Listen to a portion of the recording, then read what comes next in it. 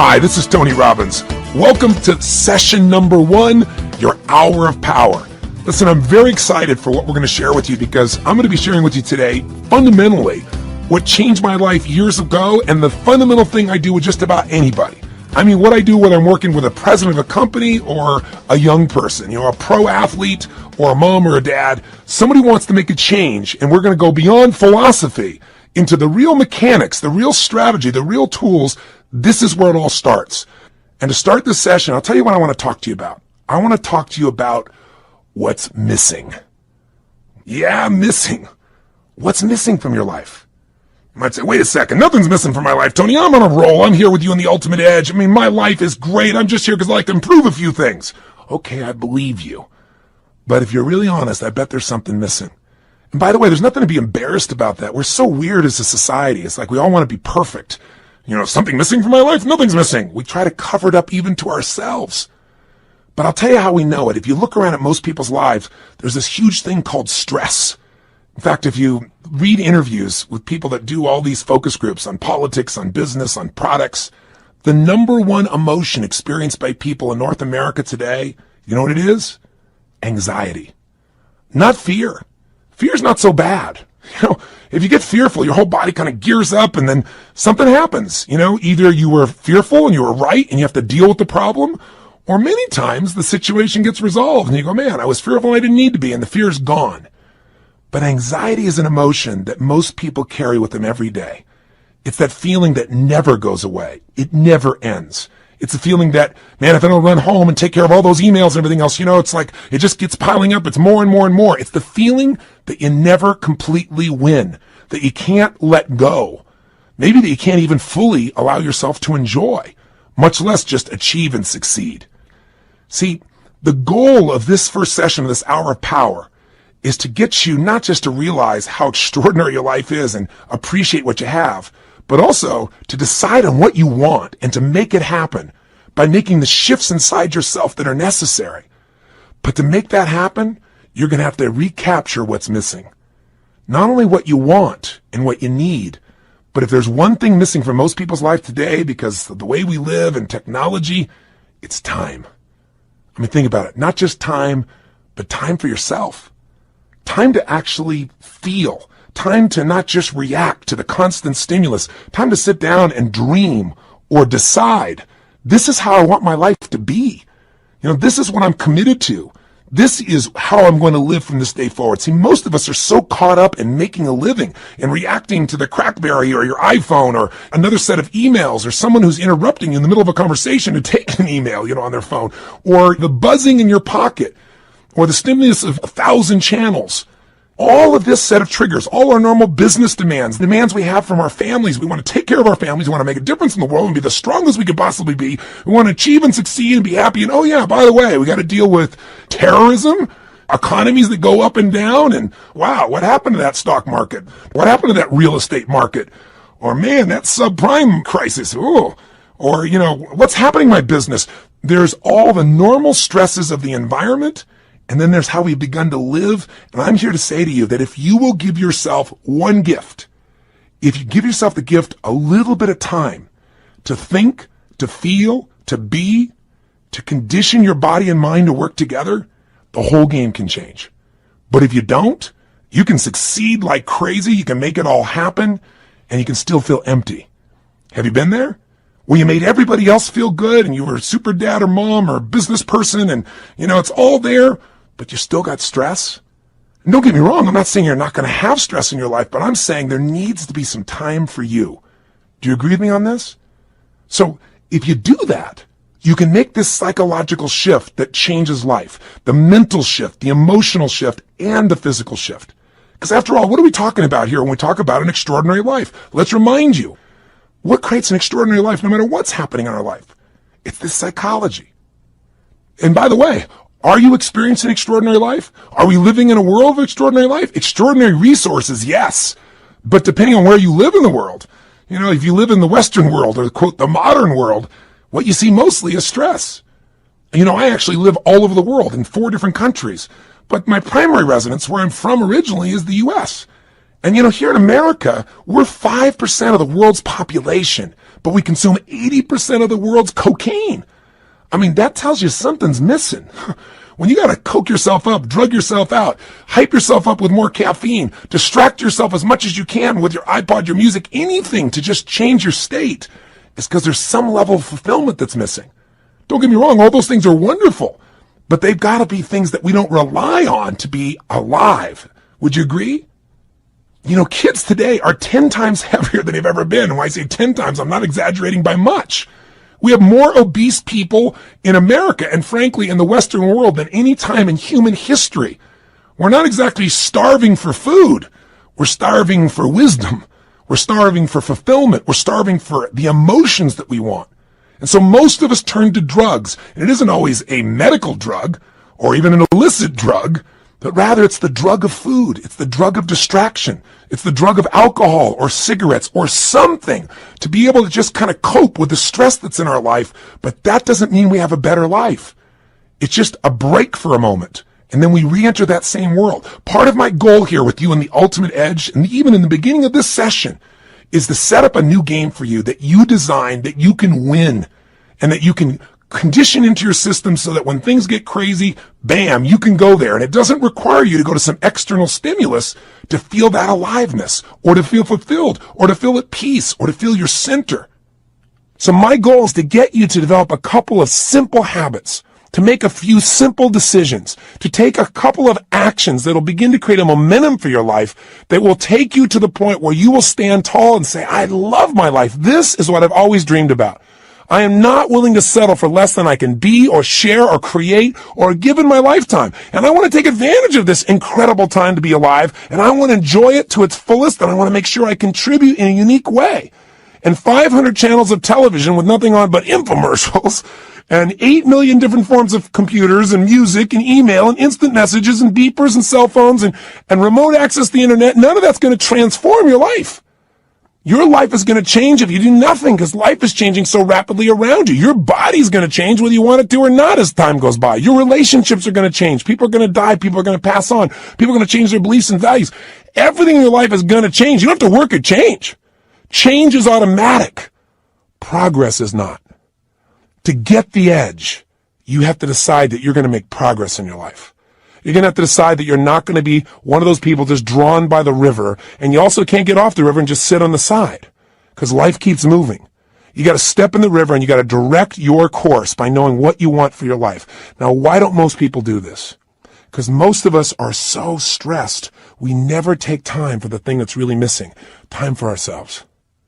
And what's really missing is we don't ever contribute to ourselves. We're so busy taking care of our children and worrying about our spouses and our friends and making sure at work we're accomplishing the tasks on time. And the last person who gets taken care of is us. And we live in a society that's supposed to be so selfish, so many people talk about, but the truth of the matter is most of us are working so hard to make sure everybody else is happy that we aren't happy within ourselves. And so I want to talk to you about what's missing. Time for you. I mean, when do we really stop and feel? I mean, really feel, remember who we are and what we're about and what we want from our lives. Most of us never find that time. And so what happens to most of us is, since we're constantly in the action of doing, you know, the old phrase, we're not human doings, we're human beings, it's kind of corny, but it's true. We don't take the time to be. And so what occurs is, out of the stress of doing, constantly competing, trying to make sure we achieve, we contribute, and take care of the family, and we make everything happen, most of us, to survive, look for a way to stop and distract ourselves. And so we drug ourselves. And the drug isn't always regular drugs. We don't call it drugs, we call it food. Because you eat enough of that stuff and load up, guess what happens? All of a sudden you relax. You know, especially if you overeat, all that blood rushes into your stomach, you know, and you start to breathe again. Do you ever notice when you're going, go like this, you're not breathing very much? That creates just a bit of stress. And some people, that's not enough. They get CNN and then they're working on the internet simultaneously and they're getting a conversation on the other side because they figure if they can keep enough things going in their head, they can forget about all the stuff that's stressing them. You know, they don't even care about what's on the television. They don't really care about what they're surfing on the net. They just need an escape. But you know, you'll never escape your way to fulfillment. You'll never escape your way to joy. You'll never escape your way to an extraordinary life. The only way you get that is by deciding what that means to you. What is that extraordinary life? What is that fulfillment? What is it you want? And that's got to be a process that is consistent, not something you do once in a while when you got a birthday with a zero on the end. Not something that you do, at New Year's where you sit down and go, all right, I better look at my life, see how I'm doing. All right, let's make some resolutions that I know I'm going to break within the week.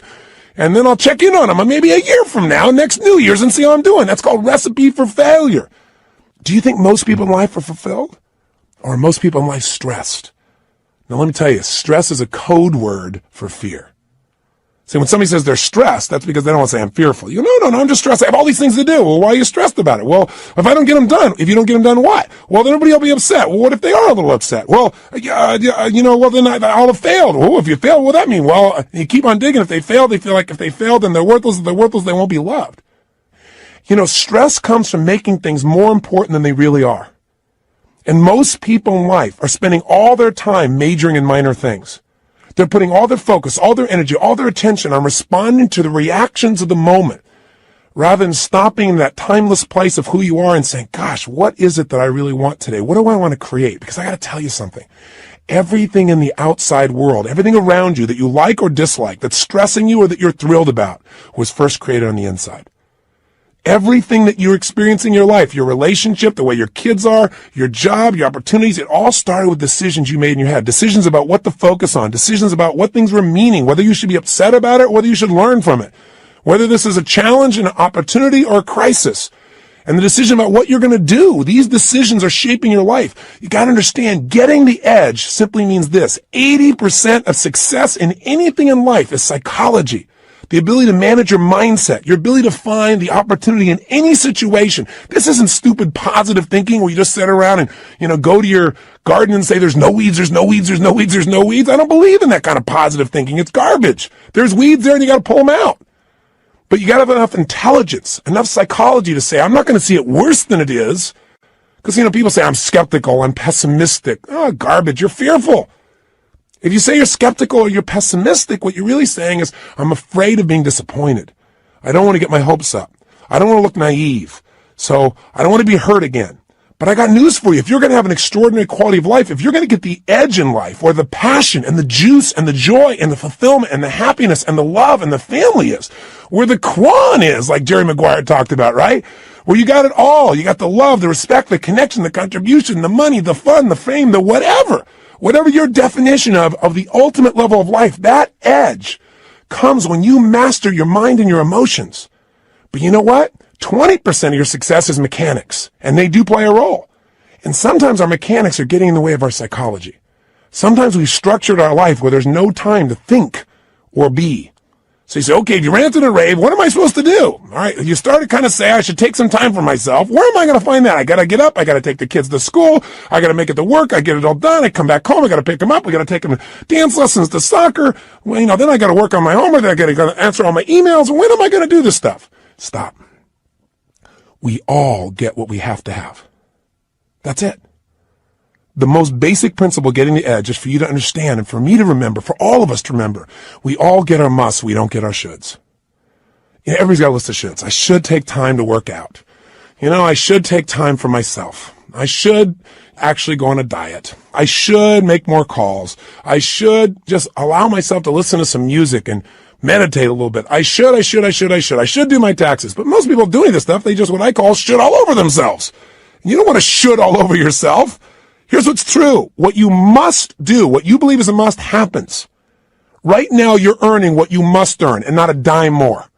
Not what you want to, don't get me wrong. And listen, I know I sound like I'm ranting. That's because I'm a nut. But by being a nut, I've achieved a lot. I've achieved a lot of things in my dreams and goals that have happened because what I am is I'm unreasonable in my expectations. So if I sound unreasonable, it's not to be disrespectful and it's not just a rant. It's because I know I've spent the last 30 years of my life now with more than 3 million people from every walk of life, from presidents of countries to presidents of companies to parents to children, best sports people in the world. I've had the chance to find the difference in people, and the difference is in their unreasonable psychology. That unreasonableness has gotten them to say, this is a must and I will settle for nothing less. And those individuals, whether it's a woman like Rosa Parks on a bus who says, no, I will not move to the back of the bus. That was completely unreasonable. She had no way to back it up, and she changed the world. Or a little lady, tiny woman with no background, no education, no money, who decides she's going to change the world, Mother Teresa.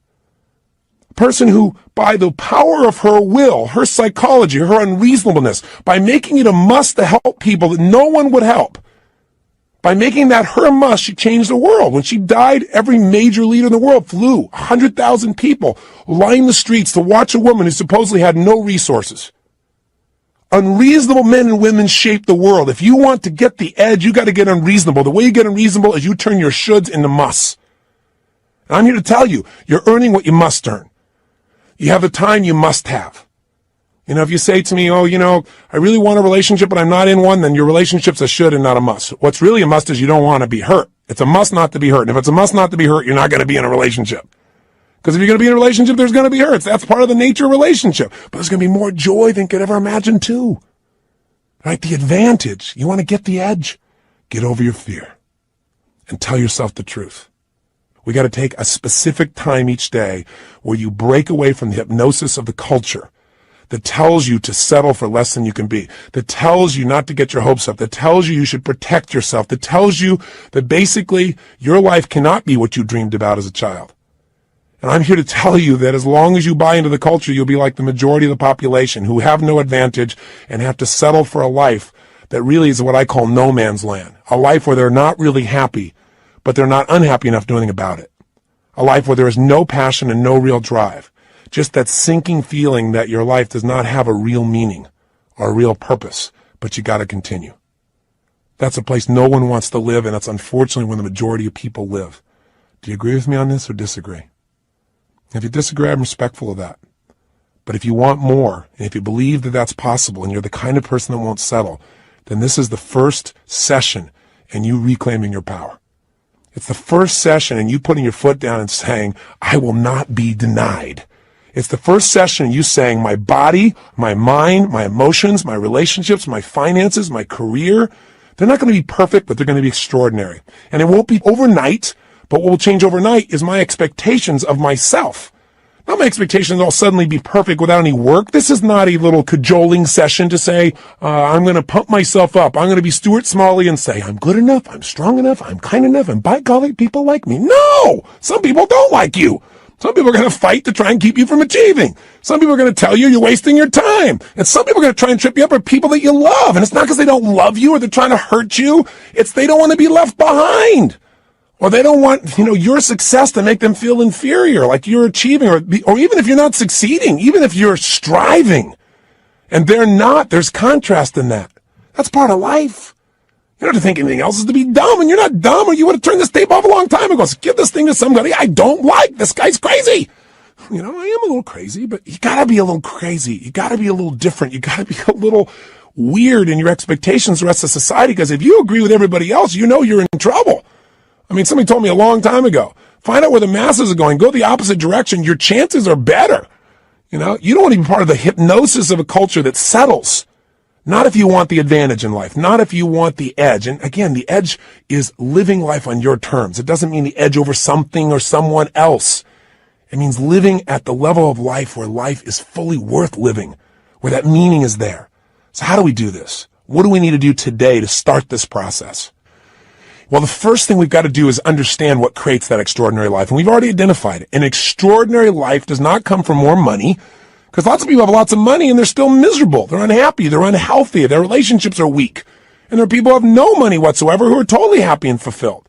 It's not coming from having a great relationship. That doesn't give you extraordinary quality of life. How many people have an incredible person who loves them totally, but they don't feel loved? Or they feel loved by them, but they still feel like their life is meaningless or worthless because they haven't achieved enough. They haven't done enough. Their body's not strong enough. Their kids haven't accomplished enough.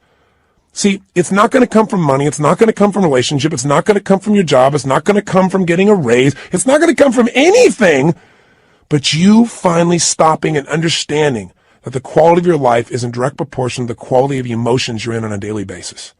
If you live in frustration, if you live in resentment, if you live in anger, if you live in rejection, if you live in self-pity, if you live in those emotional states, the quality of your life, no matter what happens, no matter how much money you get, no matter how many people think they love you, no matter how much you achieve, will be worthless.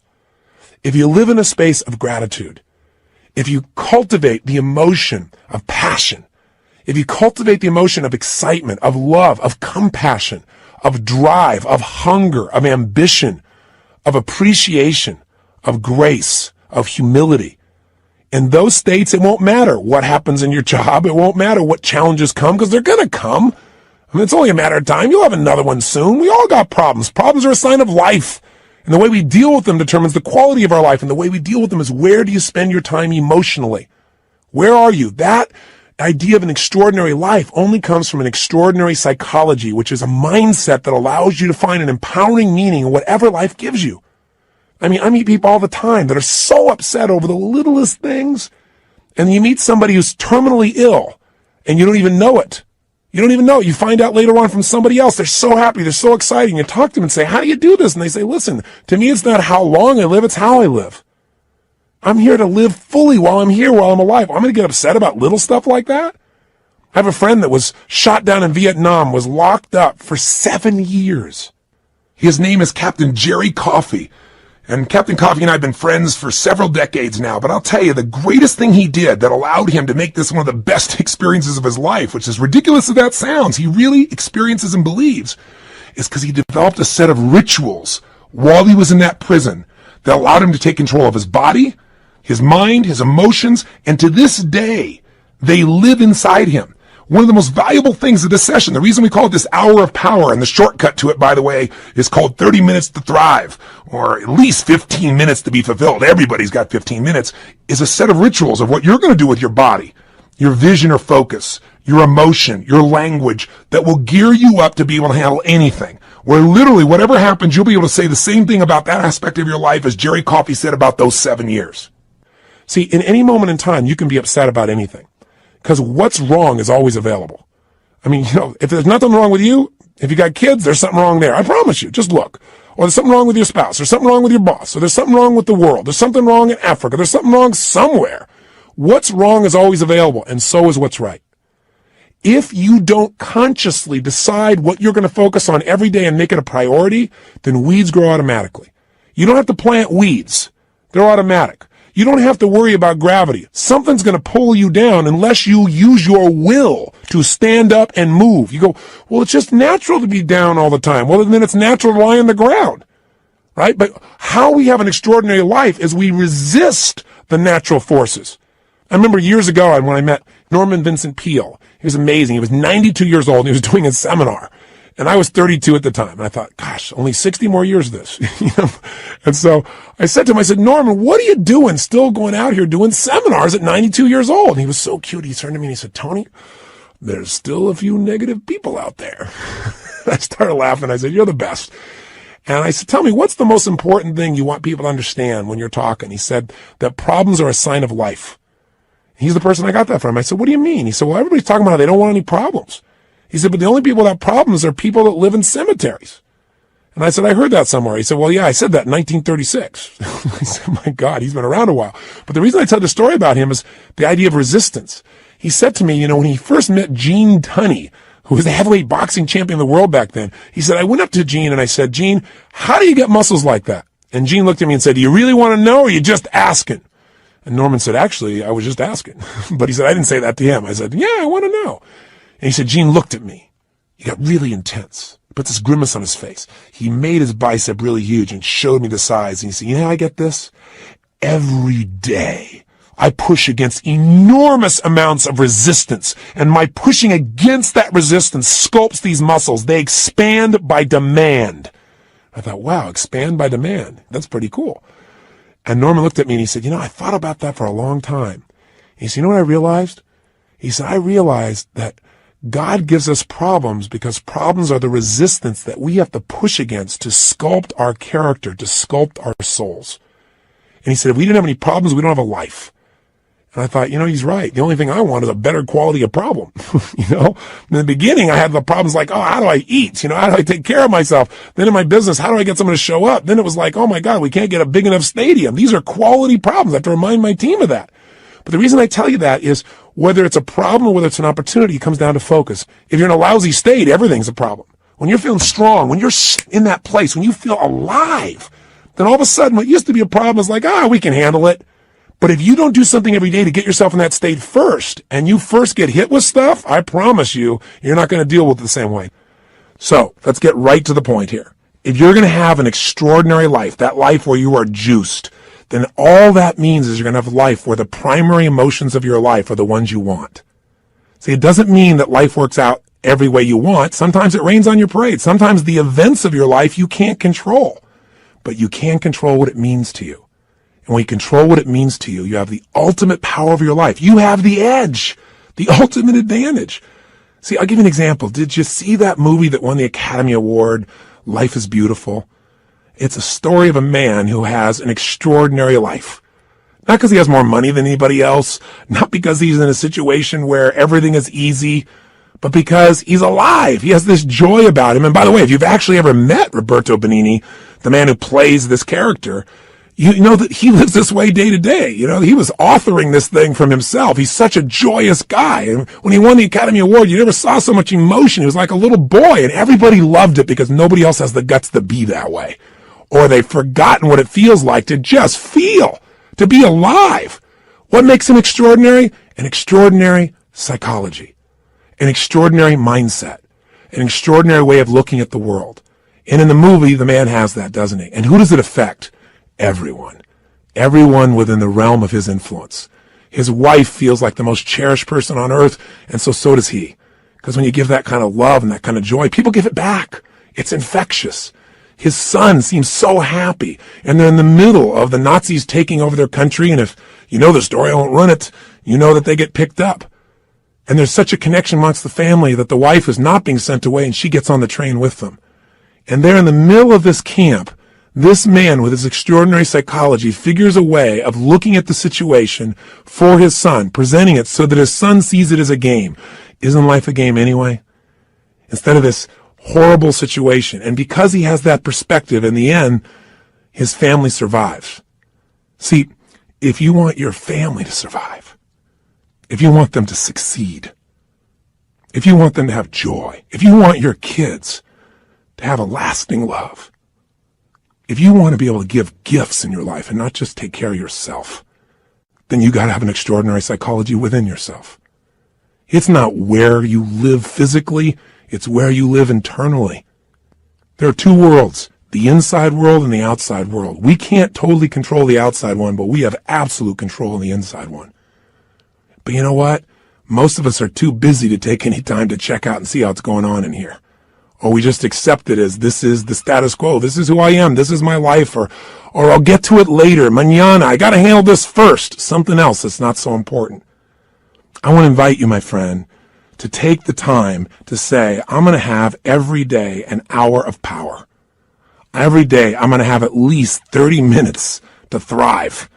Or 15 minutes to be fulfilled, for God's sakes, where I'm going to take those 15 minutes and I'm going to focus on everything I'm grateful for. I mean, if we're going to have a life, we got to have time. And the time has to have some specific things we do, and one of those is gratitude. If you want to know what's the quality of your life, how much time do you spend in gratitude? How much time are you grateful and appreciative to the point that emotion wells up in you? I'm feeling it now. I'm so grateful to God. I'm so grateful to have the privilege to serve you right now. So if you can get to that state, everything changes. I'll give you an example. If you think about being fearful, when you're fearful, you're not grateful. And everybody's got fears. Fear they're not enough. Fear that it won't work out. Fear they won't be loved. Everybody's got that at some level unconsciously. We're human. So you can put the fear aside when you're grateful.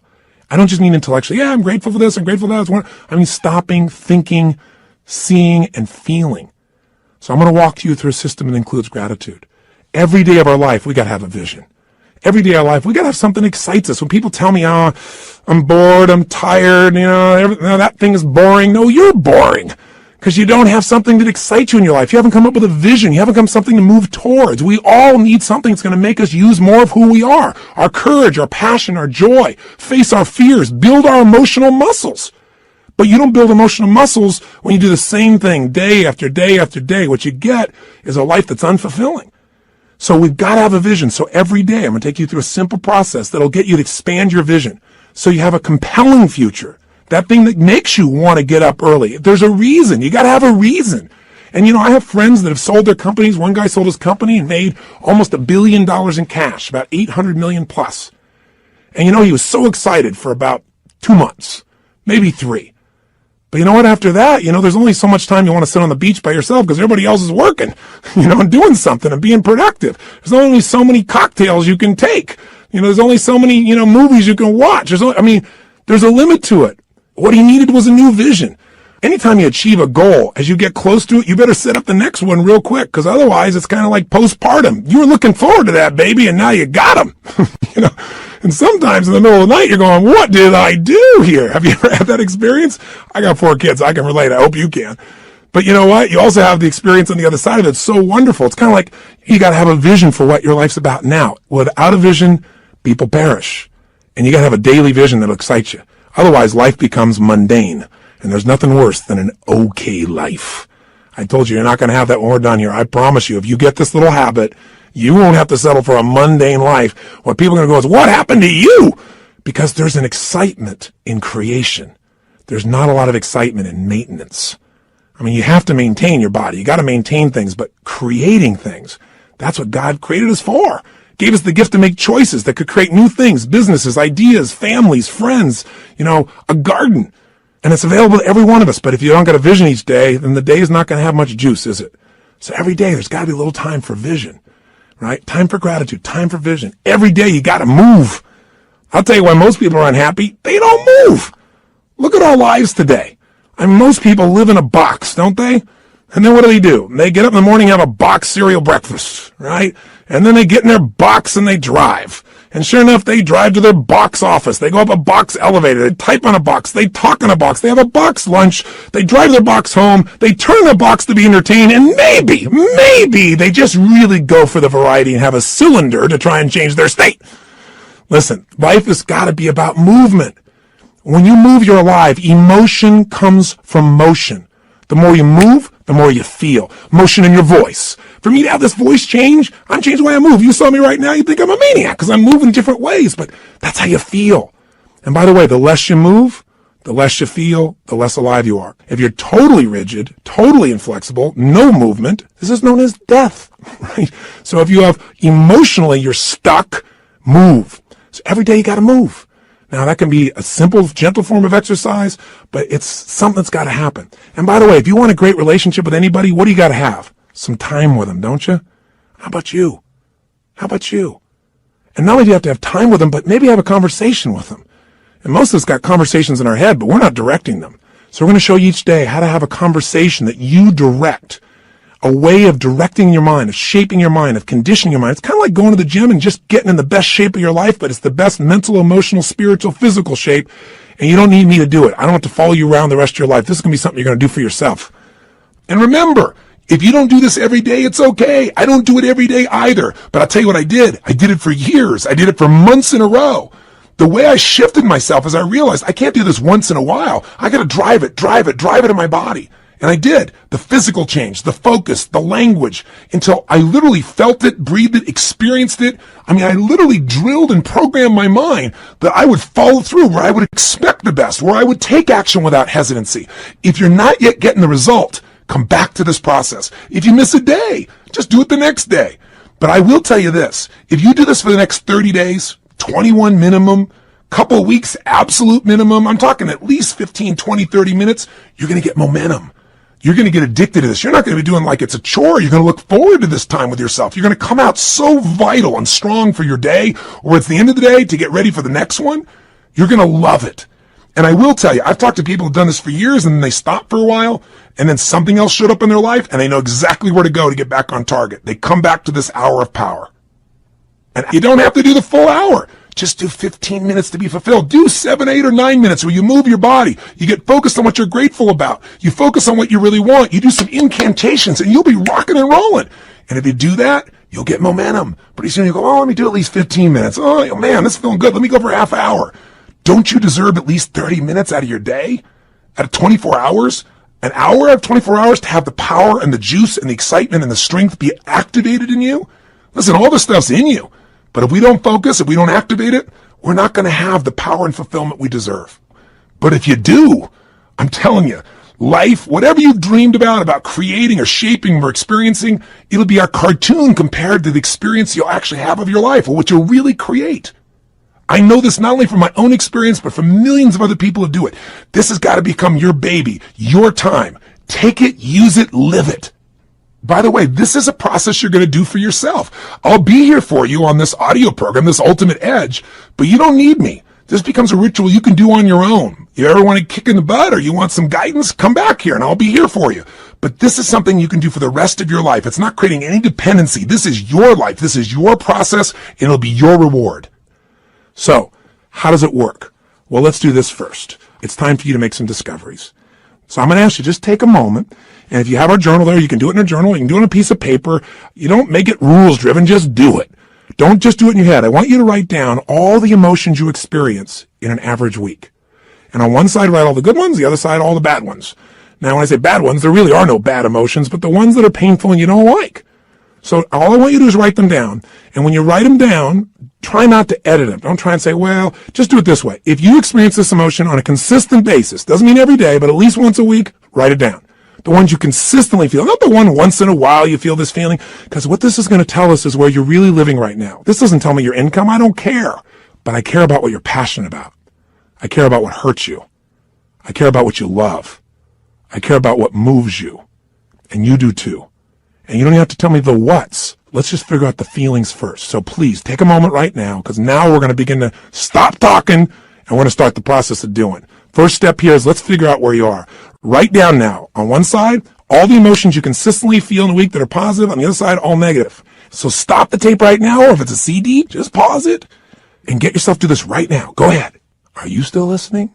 I'm not going to continue until you do this. Come on here. You got to get there right. Don't just listen. Okay, if you're in your car and you say you can't do it, then turn off the CD or tape, stop it, pause it, and do it in your head at least. Or pull the car over. You're worth figuring out where you are. Cars are going to go by. You're going to drive the rest of your life. You're still going to get there. It'll take 3 minutes. Come on, be one of the few who do. Pull over. That's it. Pull over right now. Sit down and write this out just for a second. I promise you it'll be worth it. Go ahead and do it. Do it right now. So now you have some emotions that you really want. How do you create them? And you have some emotions you don't want. How do you get rid of them? What if I told you literally could change how you feel in an instant? Well, you know this is true from your past experience at times, right? There are times where you're totally upset and then something got your attention and now you're laughing. You know, people can be literally at a funeral and they're in a terrible place and all of a sudden something cracks them up. I mean, it's pretty rare, but it has happened. People can be in a place where they're in the worst situation and somehow they find all their determination. How to do that specifically is what I want to show you real quickly now. And I'm going to give you a quick overview of it, but I'll give it to you in 3 parts. 3 things you need to feel anything. These are the reasons why you feel anything. In other words, if you feel sad or upset or frustrated or depressed, there's only 3 reasons. And if you change any one of these 3, you're going to change how you feel. And if you change all 3, you'll change how you feel completely. If you're feeling happy, if you're feeling excited, if you're feeling euphoric, if you're on a roll and you want to know why you feel that way, yeah, maybe great things are happening in your life, but there's a reason why you feel that way in this moment. Sometimes you have great things happen in your life and you still don't feel great. So how do you do that? There's 3 reasons. 3 things have to be in place for you to feel great. I call these 3 reasons the triad because there are 3 patterns that if you do these 3 patterns in your body in a certain way, you'll get a certain result, and it's like a recipe. You do one recipe, you get one result. You do another one, you get a different result. You get one kind of cake or another. So let's give you an example. I have an initial seminar, an immersion, where in one weekend, people get massive momentum to change their life. It's called Unleash the Power Within. It's a chance in a weekend to really step up and say, I'm going to transform it. I don't care if it's my body, my emotions, a fear, my job. It's time to do it. And we put people in an environment for 3 days of total immersion that is a blast. And people come out transformed. That process, though, very often, one of the first things I'll do is I'll ask people, what do you really want? I'll take people in the audience. We got 1,500, 2,000 people in that type of program usually, and they'll say, oh, well, I want to make, $1 million. I want to make $1 billion. I want to help my kids get through school. I want to have more confidence. I want to lose 57 pounds. I say, okay, great. Why do you want these things? If you lost the 57 pounds, if you made the $1 billion, what are you going to get? And sooner or later they'd say, well, if I change the world, it'll make a difference. And I'll say, yeah, but what will that give you? And eventually say, well, it'll make me feel good, like my life had meaning. Or they'll say, if I lost 47 pounds, I'd feel more sexy or I'd feel more energetic. Or they'd say, if I made this money, I'd feel freedom or power or secure. Whatever it is you want, you only want it because you think it's going to give you a feeling. And the truth of the matter is you can have that feeling right now if you just change these 3 patterns I'm going to tell you about. So the first pattern that determines how you feel is not the event, but what you do with your body in this moment. Right now, you're feeling, whatever you're feeling right now as you're listening to me, is related first to how you're using your body. If you're slumped over, if you've not been using it, if you're tired, you probably feel different than if you're listening to me walking right now as an example. Now, I'll give you a more specific example. If I were to tell you that there was a depressed person behind curtain number 1 over here, and for a $100,000 donation to your favorite charity, if you could describe them physically without seeing them, I bet you could do it, couldn't you? What's their posture like? You know, say it or think it at least. You can say it. No one's going to hear it. You're probably in the car. You're walking. People talk on phones all the time. They don't know what's going on. Speak to me. Seriously. What's their body like? First, their posture's probably what? Slumped. Where are their eyes? Down. Where's their head? Down. What's their breathing like? Full or shallow? Of course it's shallow. Their facial expression, up and tight or slack? You know it's slack. Now, how come you know all these things without me telling you? Because you've practiced this stuff before, haven't you? We all have if we've ever experienced this. Now, if you do this with your body, I don't care who we are. If you do these things to your body, you're going to feel lousy. You're going to feel depressed. Now, if you change the way you use your body, if you put your shoulders back, if you breathe, if you use your voice in a different way, if you move or gesture at a different tempo, it's hard to feel depressed in that way. In fact, there was a research study that was done early in my career that was done at UC Berkeley. And they did something that sounded insane. Traditionally, if somebody's depressed, if they go to a traditional psychiatric approach, today we live with a philosophy that depression is merely a Prozac deficiency. You know, that we live in this world today, that if things aren't working out, let's not resolve what's going on inside you, let's just drug you. It's called better living through chemistry. Yeah, just drug you and keep on going. We do the same thing with kids today. We got this attention deficit disorder. They've now upgraded it to ADHD, attention deficit hyperactive disorder.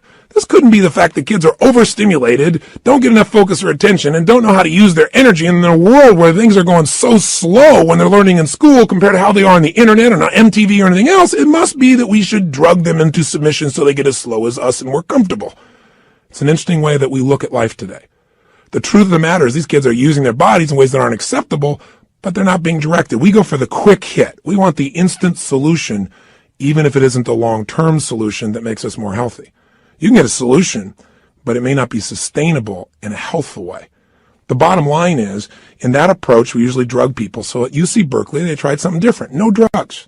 Did something you're going to think sounds so stupid. Here's all they did.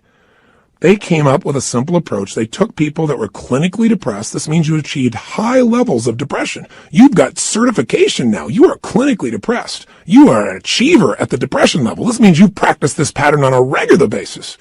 And they took them, and by the way, I know I'm sounding obnoxious right now. I'm not trying to make depression sound like these people are terrible, because I felt it in my life a long time ago too, but I don't go there anymore because I know exactly what creates it.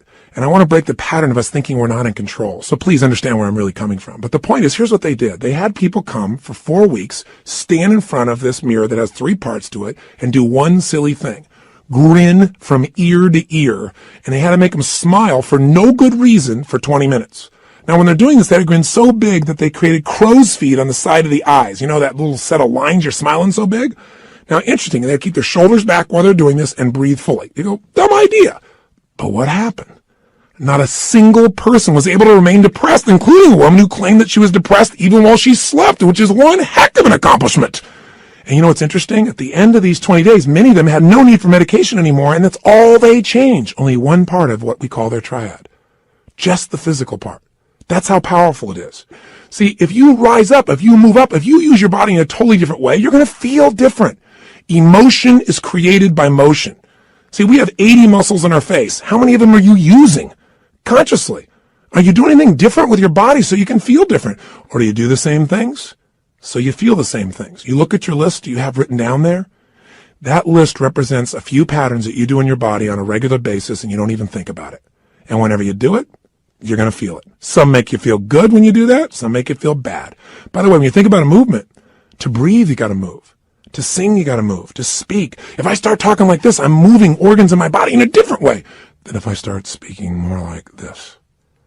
And I said, hi, I'm Tony Robbins, and I'm going to share with you now how to have an extraordinary life during the next 7,000 hours of this program.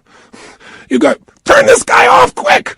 There's got to be some combination of energy there, and that energy comes because I'm not sitting in a chair here. I don't have a script in front of me. I'm looking at this microphone, I'm visualizing your face, and I'm trying to think what I can give you that I know will make a difference based on 25 years of experience. And I'm telling you, the number one thing is change the way you move.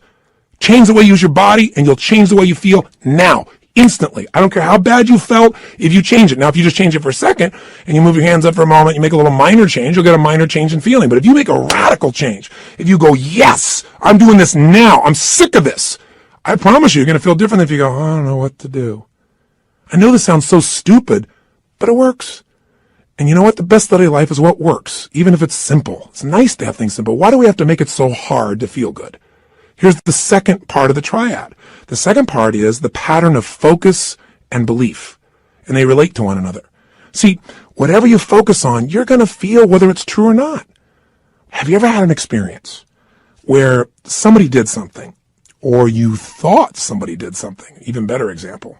You heard, you thought, and you thought they did it to take advantage of you.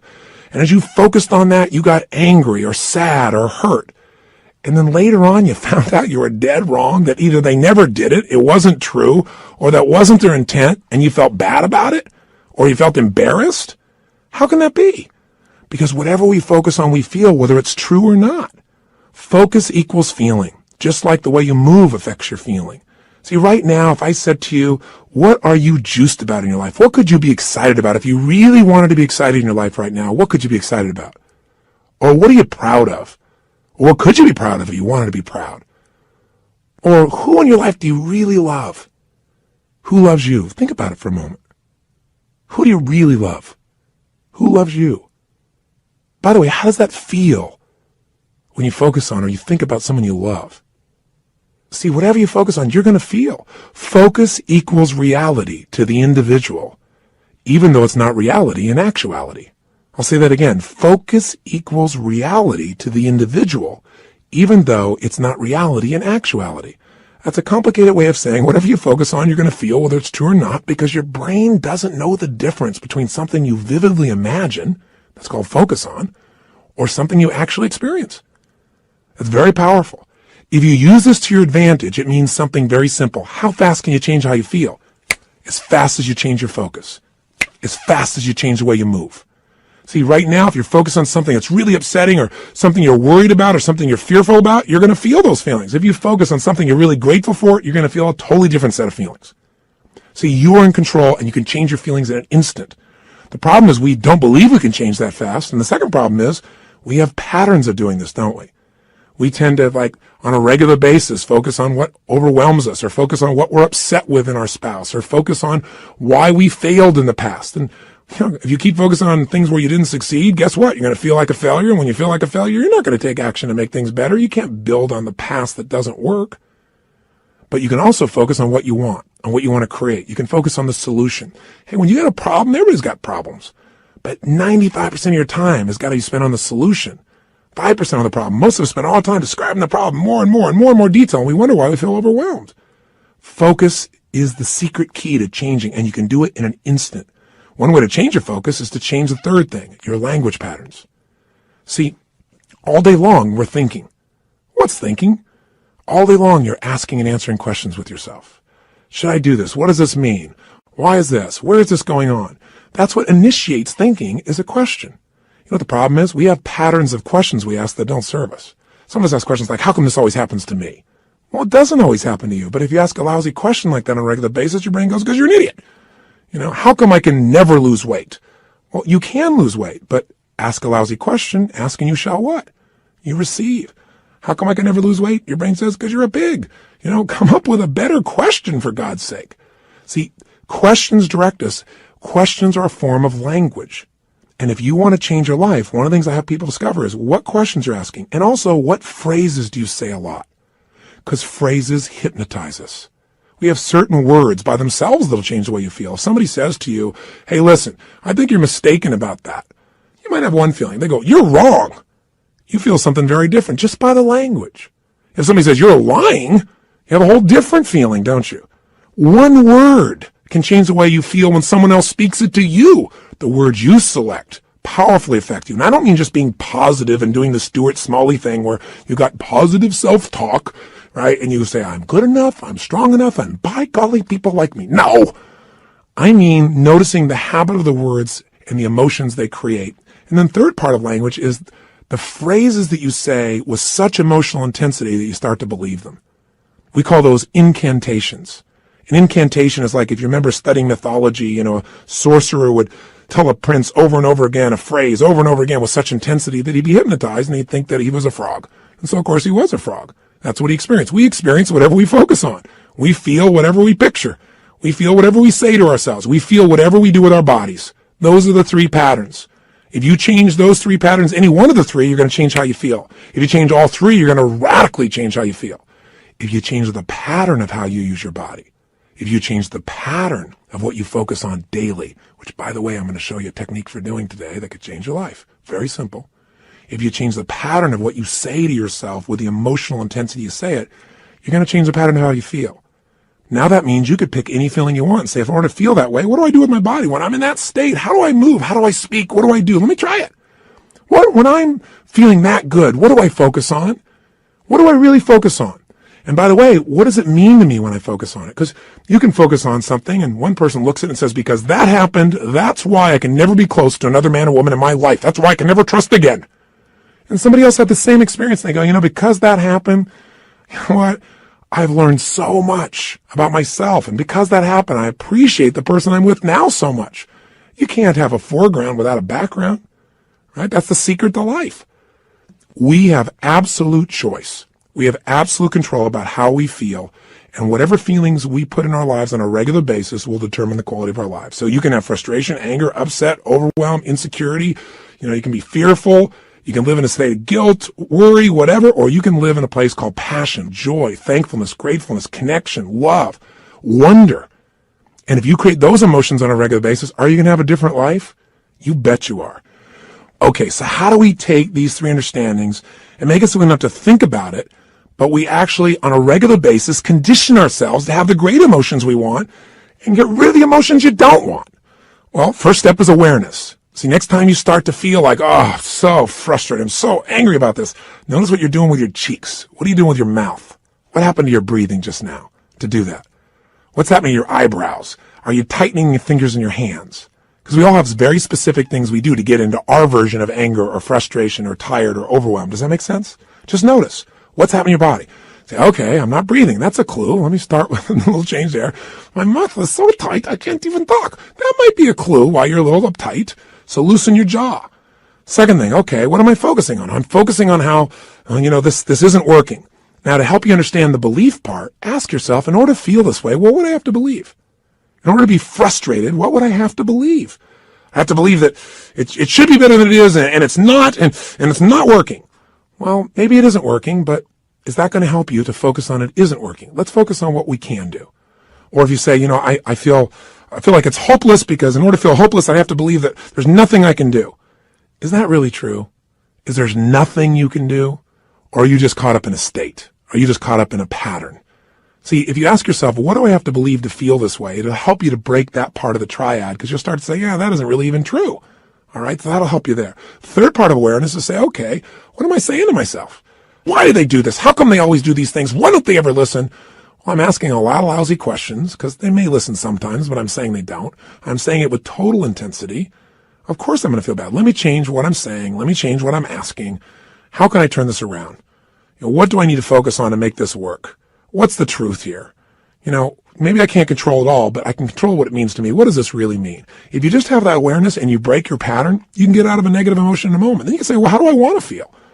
To feel like that, what would I have to focus on right now? What would I have to believe? I have to believe, I can turn anything around. I may not like it, but I can make it happen. It's just another challenge that God's given me to sculpt my soul. Throw it at me. That's what this is about. Now, here's what you can do that'll make this part of your life. You make it a simple ritual. When you use the word ritual, some people think of something religious or something, hocus pocus. Rituals, a simple word for rituals would be habits. But I think rituals is better because every person has rituals whether they know it or not. In fact, your rituals equal your results. If you look at your life and let's say your body is not where it wants to be, I promise you, whether you know it or not, you got rituals. What do? You start your day the same way each day. I'm sure you start your day by first going on a wrong walk or exercise approach. You eat really consciously. That's why you're overweight, right? Wrong. You may be starting off at Starbucks, and then you're going for that muffin, and then you're rushing off and not really taking care of yourself. And so your body never gets the right start. And what do you end up doing when you get to the office? You have a set of rituals. Whenever people are failing, they have rituals that cause them to fail to achieve what they want. Listen, if you come home and the first thing you do when you go home is you go straight into turning on your email, and flip it on, or you flip on the news in the background, and you do all these different things. If the first thing you don't do, people have rituals in their relationships. What's yours? What's the first thing you do consistently each day when you go home? I know every day's different, but there's some overall patterns, aren't there? I mean, people who have a great relationship have a very different ritual than people that don't. There may be people that love each other, but there's no passion because what's the first thing they do? Their ritual is come home, hey honey, a little kiss on the cheek, and then boom, go straight and turn on the email. Or boom, go and turn on the news or something in the background. Or say, I gotta go take a break right now. They don't connect. They don't have some ritualistic way to connect that produces energy and excitement or playfulness or fun. You meet a couple that are really in love. They have fun things. The first thing I do, and I'm not saying we're the ideal, but this is the weird thing we do. I come home, the first thing happens, the door closes, I go, Lucy! Because I remember as a kid watching Lucy and Arnaz, and sure enough, I love Lucy. My wife is a crazy mofo. My wife is a crazy nut, right? That's why we're made for each other. And it creates a different tone, a different energy. And then oftentimes we do different things, but all of a sudden I'll say, where are you? And she'll hide. Or she'll come running at me, we haven't seen each other for years, playfully, we hug and twirl. We do this stuff all the time. I mean, I'm making this up. People go to my personal assistant very often, and the most common question she gets, she tells Sage and I is, I've seen them in the seminars, I've seen this environment. I mean, they're not like that really all the time, are they? I mean, that's how bad our society's become, because most people's rituals do not produce playfulness. They don't produce passion. They don't produce sensuality or teasing or flirting. It happens with somebody at work, but maybe not with the person you're in love with at home. See, rituals shape your life. So what this is about is discovering a set of rituals that'll make you stronger for every area of your life. But I want this also to become kind of a trigger for you to say, okay, if I'm not thrilled with a certain part of my life, what's my ritual in that area of my life? What are my financial rituals? Is it avoidance? Do I really get focused on it? Do I pay attention to it? Because if it's not working, you got the wrong ritual. Find someone who's succeeding and find out what they do differently and do that, and your life will change. That's the essence that we're starting with. So we're going to give you a simple, fundamental ritual we call the hour of power, or 30 minutes to thrive, because everybody's got 30 minutes, or at least 15 minutes to be fulfilled. So what does it look like? Here's what it is simply. At the end of the session, there's another CD you can actually take with you on a walk. You can go and make this process happen, and I'll guide you through it in case you forget how this works, but it's pretty simple. It has 3 parts. Here's what you're going to do. The first step is that you want to make sure that the moment you wake up in the morning, there's no hesitancy to get up. So you start to train your body, which is training your mind. Remember, your body and mind are linked. Whatever you do with your body, it's going to affect your mind. You want to train your body to jump out of bed immediately with energy, without hesitancy, and to start moving.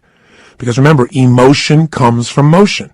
We've got to move. Now, ideally, you would exercise in the morning. There's a lot of reasons to do that because of all the times. And by the way, I'm a night person, so I understand if you go morning, I ain't jumping out of bed in the morning. I turn on around midnight or 1 in the morning, and sometimes I don't go to bed to 4 or 5. So what I'm talking about, you can adapt, but just hear me out. The ideal time to work out is in the morning, because if you exercise in the morning, you turn on your metabolism, and you have it for the whole day. If you don't exercise, you get no metabolism and you just keep gaining fat and your body loses its strength and you lose muscle every single year, especially as you age. But if you can train yourself to do that in the morning as the first thing, even if you have to get up earlier, or go to bed slightly earlier, or just take 1 hour less sleep, or 30 minutes less sleep, or 15 minutes less sleep, if you can do that in the morning, you turn on the metabolism, but you also turn on your emotions. Movement and breath are the first phase. So what you're going to do, have your shoes beside your bed, and if you've got somebody to do this with, it's even better. I mean, if you got your lover and the first thing you do is get up in the morning and you can spend time walking with them, that's great. But you get up and you physically move. You go for a walk. Anywhere. You get outside. You get out of the house. You move immediately. Now, walking doesn't sound very dynamic, and you may want to run, but you walk first to start warming up your body, warming up your metabolism. And as you're walking, there's a pattern of breathing that when you do it, it will stimulate your body to cleanse itself, and it'll start to move everything you need. And the ratio of breath is you're inhaling 4 breaths in a row, so it's, and then you're exhaling 4 in a row.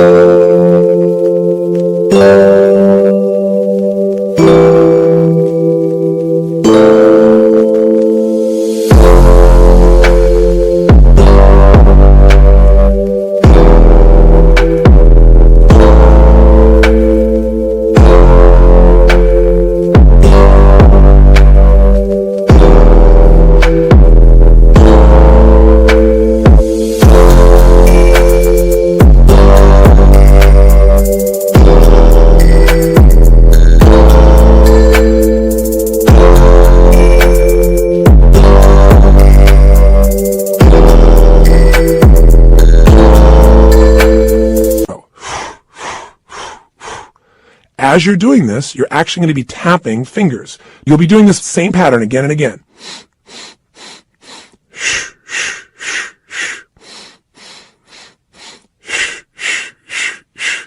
This pattern of breathing will alter your state. You will literally, after doing this for about 5 minutes, begin to feel radically different. Now, you're going to inhale through your nose, as you probably heard, and exhale out your mouth. Now, this is something called breath walking. There have been studies done on this at MIT, and it literally alters brain functioning, but you don't have to know the studies to be able to feel what it does in your system. So all you're going to do is for the first 5 minutes, enjoy yourself. Get up. You don't have to worry about, oh, I got to run right now. My back's sore. You just get up and you start to walk. You walk for about 5 minutes with this breathing pattern. Step 2, you get grateful and you begin to visualize. So in phase 2, what you're going to do now is you're going to cultivate the emotion of gratitude. What you're going to do very simply is, remember I said fear disappears when you're grateful. The minute you're grateful, you're rich. When you have everything in your life to be grateful for and you don't feel that emotion, you got nothing. You're poor. So this has to be a daily emotion. It's like the antidote to all the stress, the antidote to all the frustration. But you got to cultivate it, because if you go into a state of depression on a regular basis, pretty soon your body goes there automatically because it's conditioned, it's trained. It's like what we call anchoring it. By going into that physiology, by breathing, and by visualizing. So what you're going to do is you're going to focus on and ask yourself, what are all the things in my life I'm grateful for while you walk? So you're outdoors, you're moving, so your pattern of physiology makes you feel good. Now, as you're moving, you think about everything you're grateful for. And I usually start with a circle. I start with myself right here and my wife, Sage, and I think about all the things I'm grateful to God for in my life, my health. I start to think immediately, okay, my family members, and I think about them and I send love to them. I make this spiral of thought going out. And then I think about my close friends and my close business associates, and then all the people I get to serve through my work in the world. And I just expand it. You think of moments you're grateful for. You know, a moment that I had with my son where he shared something with me that just made me cry. It was so beautiful. You know, there are moments in your life. So what are we doing? We're moving and breathing. That's changing your physiology. We're being grateful. That's a focus. And so now you change your focus. And now what you focus on is everything that you really want in your life, but you focus on it from the state as if it's already been achieved. I honestly start just giving thanks for it as if it's done. I am so grateful that business deal has come together the way it has. So what I do is I begin to see it as if it's already done. Because remember, your brain can't tell the difference between something you vividly imagine and something you actually experience. So I see it. I feel it. I think about it. I feel the emotion as if it's already achieved. The more you can program your body and your mind and your emotions that something's achieved, your brain can do things you're unaware of. And if you focus on what you want continuously, you'll move towards it. Whatever you focus on, you move towards. Most people are focused on what they're afraid of. So as an example, when somebody's out of control in a car, they immediately look at the wall they don't want to hit. And of course, as they look at it, they steer right into it. The same thing happens in life. Wherever you focus, that's where you go. Don't focus on what you fear. Focus on what you want and make it real. The more certain you are that what you want can happen, the easier it is for your brain to figure a way. When you say this is important, your brain starts noticing anything that'll get you to what's important. And if you believe it's already happened, you know enough about life that when you have that kind of certainty, your brain will find the way. Now you start focusing on today. What do you want to create today? You think about meetings you're going to have. What do you want to make that happen? Instead of going, oh, I got to go to this meeting. What do I want? Most people think about what they have to do. Think about what you want to do. Who do you want to turn on, excite, make happy? Who do you want to make laugh? What do you want to achieve there? What do you want to accomplish? See, the more you can see it in advance, you got to remember, everything that's in your outside world started in your inside world. Everything in my life, my kids, my businesses, this conversation with you started as something in my head, and now it's real. The same is true for you. You got to create in your head first the way you want it if you want it to show up in your life the way you want it. Most people create in their head what they don't want, and so of course they keep manifesting what they don't want. So even for this day now, focus on what do you want to create out of this day. Think about what's coming up. How do you want it to go? How do you want to feel? How could you respond? And just get yourself juiced about the day. So now what you need to do is incantations. So if you're walking, as you're walking, you can be doing this. You can even be doing it with the same breath you started with, or you can be going, I love my life. I love my life. I love my life. You go, that sounds so positive, thinky tone. But you know what? If you do it over and over again, you're going to be vibrating. I've done incantations my entire life. It's how I've conditioned myself. 25 years ago, when I first started speaking, I was 17 years old. I'd made some changes in my life really quickly, and I started sharing it. And I didn't have speaking skills, but I had a state. You know when you're in state and things just flow? It's just like having a conversation. You don't have to think about it. It comes out of you. But I made myself get in state because I was fearful. So I said, I got to focus on how to serve, not on am I going to do a good job. I need to focus on giving, not on how am I going to do. If you focus on how you're going to do, you're going to get worried. So I created an incantation, and I've done it for 25 years before I go on stage every single time. If anyone's been backstage, they'll see what I do. I make a big change in my body, take an explosive breath, shh, and I do this thing I call a power move that stimulates my body so I'm at the strongest state I can be. Second thing I do is I do my incantation. And what I do is I say this. I say, I now command my subconscious mind to direct me in helping as many people as possible today to better their lives by giving me the strength, the emotion, the persuasion, the humor, the brevity, whatever it takes to show these people and get these people to change their life now. And I do it again and again and again. Now I can do it once today, and I'm there.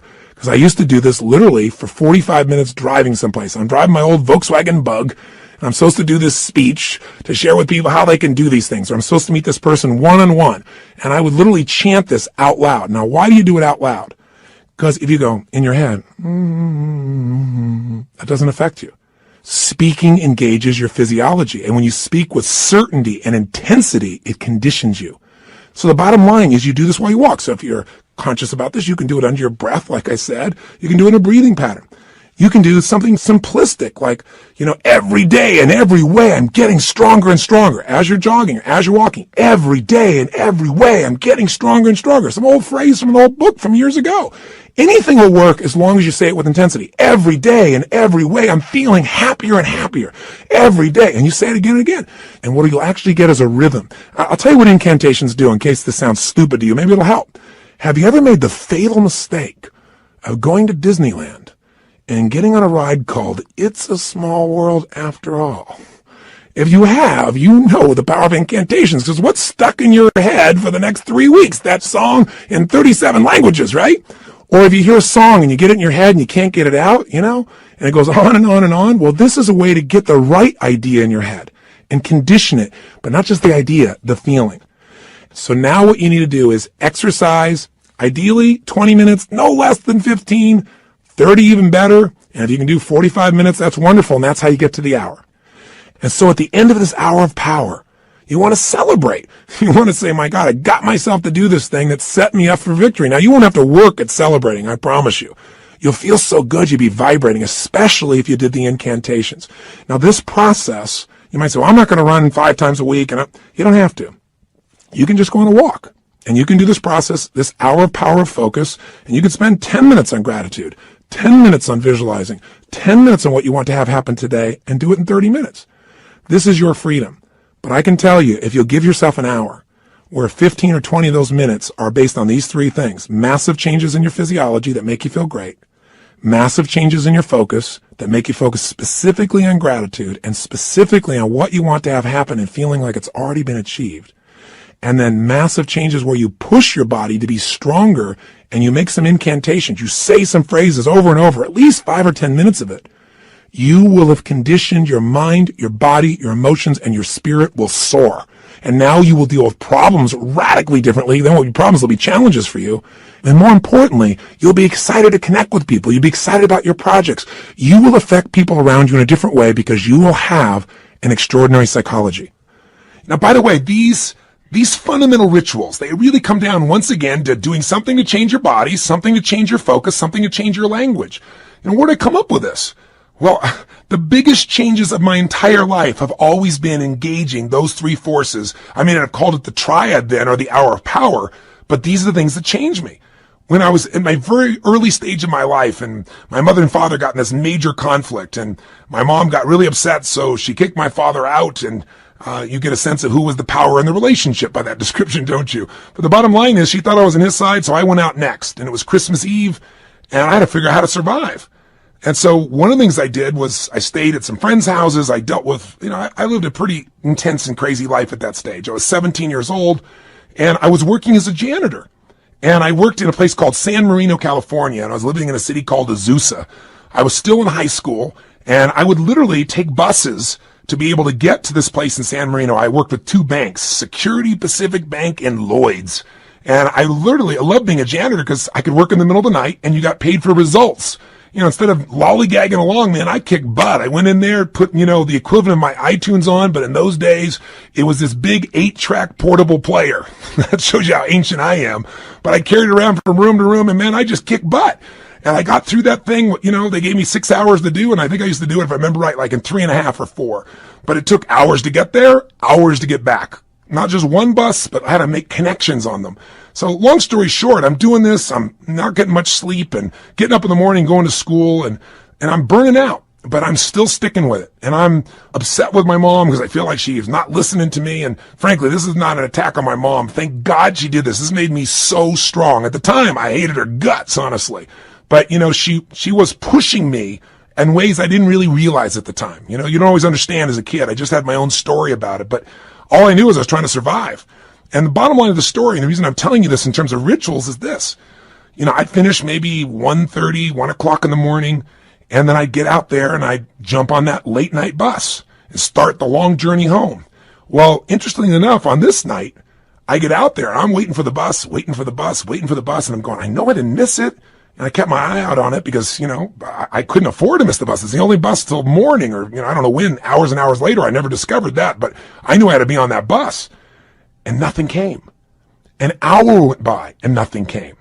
An hour and a half went by. Now I don't know the real time. I can't remember honestly, but somewhere around 2:30, 3 in the morning, and I'm freaking out.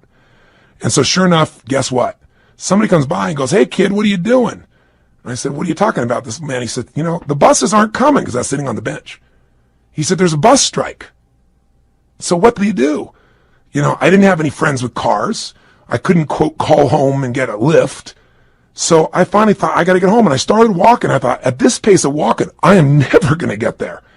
So inside of me, something just snapped. Something got mad. Something got intense. And what I started to do is started to jog. I thought, I can't jog all this way home. And then something inside of me went, you're going to find the way. You're going to find the way. And I started doing these incantations. In those days, I'd just started reading these books on programming my mind, some of those old basic books. And I started, as I was jogging, going, every day in every way, I'm getting stronger and stronger. Every day in every way, I'm getting stronger and stronger. And then after doing this over and over again, it became like an addiction. You ever had one of those songs get stuck in your head?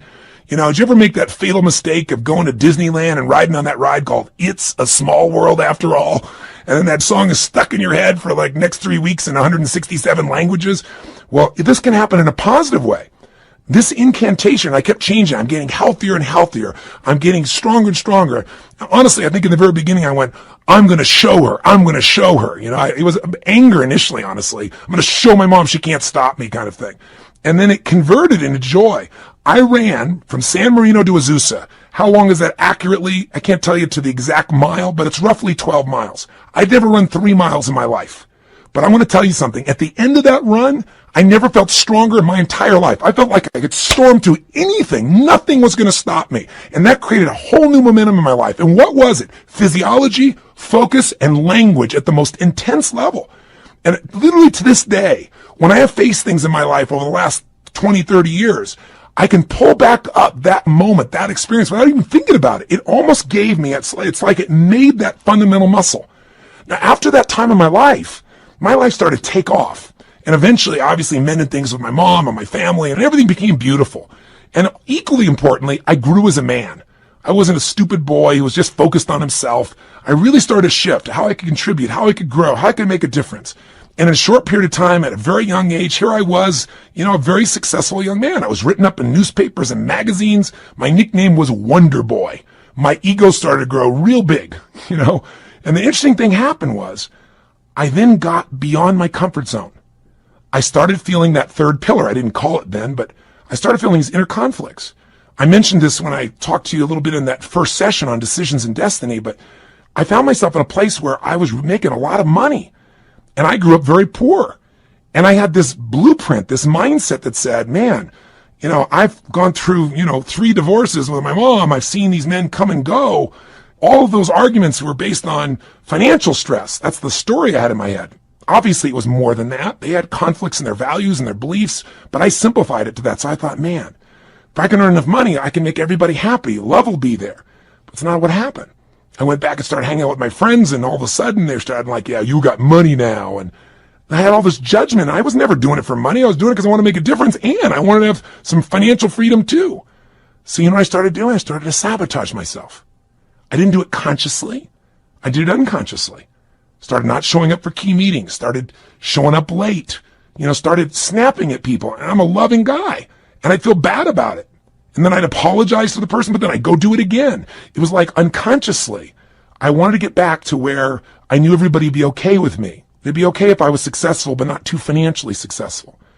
And the bottom line is, if you've heard the story of my life before, people come up and say, how did you change your life? When you're back there in Venice, that's where I was. I lost everything financially. I moved into this cheap little, 1-room bachelor apartment, not a bedroom, just 1 room. I was living in that room. I had my little cooking plate I had. I used to wash my dishes in the bathtub. 2516 Pacific Avenue, apartment 3A, if you ever want to check it out. I literally went back there years ago and knocked on the door to see who was living there and see if I could help them out, see if lightning could strike twice in the same place. That's a whole nother story I'll tell you sometime. But the point is, I found myself in this place where I was waking up each day feeling sorry for myself. My life was a mess. I was watching television all the time. I was eating to try and fill myself up because I wasn't filled up emotionally. And I gained 38 pounds in about 2.5 months. And again, that's not easy to do. So, what did I do? I kept eating and just not moving as much as possible. But what changed me was a series of events, one in particular, but a series of them that really made me feel humiliated, made me look at my life and say, man, somewhere inside of me, I know I'm more than what I'm demonstrating mentally and emotionally and physically and financially and spiritually. And the day that all snapped for me, the way I changed it was with the same ritual. I didn't think about it consciously. I just went, look, I got this big gut. I got no energy. I feel like I got no control over my life. So I decided I was going to go on a run. Now, going on a run is not something I'd done for several years at that point, at least 1.5 years. And I had this big gut. And so I put on in those days what used to be known as a Walkman. Don't know if you're ancient enough to remember those as well. You can see how I was.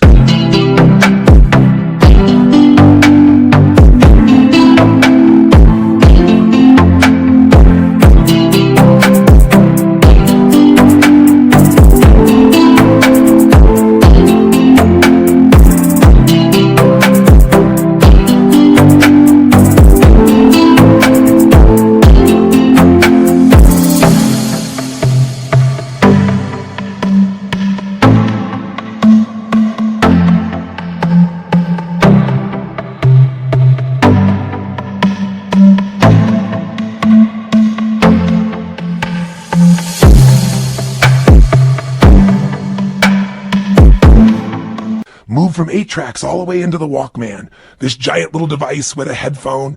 And I remember I played some music from a group called Heart. Do you remember them? They had a song called Barracuda. And I got on that beach and I ran as hard as I could humanly run until I felt like I was going to spit up blood, and I kept on doing it. I didn't know what I was doing at the time, but you know what I was doing. I was making a big change in my physiology. And I used the music to put myself in a peak state of focus. And when I was done, I took out this journal, I wrote a line down the middle of the page, and on one side I wrote everything I was committed to having in my life. Everything. And the other side I wrote everything I'm committed to not having in my life, which is most of how I was living. The relationship I was in, the way I was living physically, the way I was financially. I didn't even know how I was going to change, but I had an absolute vision for what I wanted. I was in a peak state physically, and I started doing incantations. I started doing these. I started going, God's wealth is circulating in my life. His wealth flows to me in avalanches of abundance. All my needs, desires, and goals are met instantaneously by infinite intelligence, for I am one with God and God is everything. I remember it so vividly. I'm not looking at some script right now. I remember it vividly because I did it day after day after day. And I didn't just say these over and over again. I visualized God's wealth is circulating in my life, and I see the wealth of God coming to me in the form of love and joy and connection and making a difference. His wealth flows to me in avalanches of abundance. And I'd imagine avalanches of joy, of happiness, of impact, of money, of love, of fun, everything. I'd image it. I'd feel it in my body as it was happening. God's wealth is circulating in my life. His wealth flows to me in avalanches of abundance. All my needs, desires, and goals are met instantaneously by infinite intelligence. And I would say it with that intensity and see it. For I'm one with God and God is everything. Over and over and over and over again, till I would wake up thinking these thoughts. God's wealth is circulating my life. I would feel this connection to God. I'd feel this connection to nature. I'd feel this sense of abundance. And sure enough, whatever you focus on, where focus goes, energy flows. I started looking for answers. What did I do? An hour of power. And I continue to do this today. Anytime I want to strengthen myself, and sometimes I'm not even trying to strengthen, I just want to get in the state of momentum, I go and do my hour of power. And I do it different ways, but it always includes a change in the physiology, my focus, my language, my sense of vision and gratitude. And I can do it different times and create all kinds of variety and use music and elements, but it never leaves me. And by the way, I promised to tell you exactly what Pat Riley did. I said, how did Pat, when he lost the second game of the NBA championship, 2 in a row, and he's looking at his players and he sees that they don't believe they can turn this around, and all the media saying, only 2 teams in history have ever been able to come back from 0-2 and win the championship. And, you don't have a historic team here. It's not like you have the greatest players in the world on your team. He's hearing all this. How do you find a way to find that internal certainty that could get him to not only believe, but do what's necessary to maximize his ability as a coach? How do you find enough certainty that he could transfer that to his team? He did his own version of Hour Power. Does it to this day. Pat's way of doing it is he gets a little walk going, and then he does these yoga-like postures that cause him to make this radical change in the way that he's sitting, moving, breathing, and focusing. And then he starts to get visions. He starts to meditate, and he gets a vision for what he's really after, not what he's afraid of, what he wants. He asks quality questions that give him quality answers. And then, of course, he has his incantations for himself and for his team. They have a theme that they repeat again and again and again until it literally gets in their nervous system. One of Pat's most fundamental belief systems that he uses as an incantation with his teams as long as he was a coach was simply this: we are the best conditioned, strongest, toughest, most disliked team in the league. Because he wanted to be so strong that they could face anything. And all these guys get that in their body day after day after day. But it was in one of these sessions that he got the insight to say, we are winning. He got the vision. We're going to win 12 days from today. And then his second hour of power, he got the insight. Okay, I'm going to get these guys to have certainty because I'm going to tell them they're only bringing 1 suit. We're not booking in any other hotel rooms, only 1 night. There isn't going to be a 7th game. We're winning in the 6th game, and we're even going to book the venue for victory here in Miami that night when we get home. I'm going to box us in. He got that out of an hour power. And then the sharing of the experience of Martin Luther King's writings that came on his 3rd day of hour power during this process. You want insights? You want an extraordinary body? It takes a ritual, doesn't it? A ritual of diet or a ritual of exercise. If you want an extraordinary emotion and spirit, it takes rituals. One of those that you might want to add to this hour of power is prayer. If you believe in prayer, this is it. And this is a form of it. Maybe the greatest prayer is not asking for things, but saying, thank you. Thank you, Lord. Getting in that place on a daily basis for no less than 15 minutes to fulfillment, and ideally the hour of power will change your life more than anything else. And if you did it for 6 months, your life will never be the same. Because all the research shows that if you even exercise for 6 months, you'll exercise for the rest of your life because it becomes physically addictive to you. If you get away from it, you'll feel pulled to do it. All you got to do right now is give it a week or 10 days. Do this with me for 10 days, and I promise you, you're going to get some momentum. And by the way, if you want to guarantee success, do it for 30. This process works. All you got to do is give yourself the gift of a little bit of time each day. Are you going to do it? Are you going to follow through? You bet you are. And I'll be with you each step of the way. Now, I know this audio session is much longer than any other than a workshop, because I really wanted to hopefully engage you. My goal was to do everything I could to get you to give yourself what you deserve, and to tell you the 3 things that you got to take control of, and to remind you of the fundamentals that your life is nothing but your emotions. If you get the right emotions, you'll work out. If you're determined, you'll work out. You can change a state that fast, but you got to get the habit. Are you sold? I hope so, because the sale is for you. It's not for me. It's for you to create what you want long term. If you will do this, and you'll even do it 4 days a week, if you'll just get a habit that you'll commit to and not break, your pride will soar. Because when you just discipline yourself a tiny bit, and by the way, this doesn't feel like discipline, it feels like joy when you do it. But if you discipline yourself just a little bit, you get a positive habit you've consciously created, it spills over into all the areas of your life. So thank you for listening. And what I want you to do is, tomorrow I want you to go do this first thing in the morning. I want you to start out your day by doing this hour of power, or this 30 minutes to thrive, or these 15 minutes of fulfillment. Just do it. And by the way, if this sounds complex and I've overloaded you because it's been a long session, don't worry. I'll walk you through it fresh as we do it, but make sure you get started. The hardest part is the first step. The hardest part to get is momentum. So my friend, I plead with you. Give yourself this gift each day. I mean, this is really one of the most important decisions of your life. And I hope my crazy, outrageous approach pushed you in the right direction and didn't push you away. I hope somehow I found my way into your heart or your intellect or whatever part of you we've got to reach to push the button that launches your life to the next level, to the level it deserves to be. So this is the beginning of a brand new journey. And I'm really grateful that you've allowed me to be your coach in this first part of the process. I think we can make immense progress. So let's start taking real action. Let's not just talk a good game, you and I. Let's do it. Just get your butt out there, because once you get out there, you'll get out there again and again. You'll get that momentum. It'll take over, and the best of you will start showing up every day. And when the best of you shows up every day, you're going to start appreciating yourself, and so will everybody else. So today, look around you. Keep your eyes open for magic moments. They're all around. And be sure, if nothing else today, you live with passion today and every day.